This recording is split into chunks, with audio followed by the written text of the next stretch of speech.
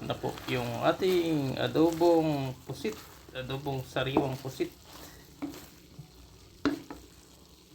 Recipe spicy adobong sariwang pusit. Ano? Ayan, nawala na yung tubig niya. Ito na po. Nawala na yung sabaw niya. Ayos na to. Luto na po to.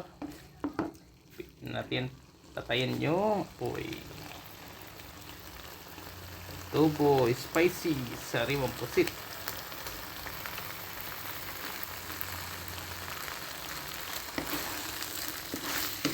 Ito na. Please like, subscribe po. Maraming salamat.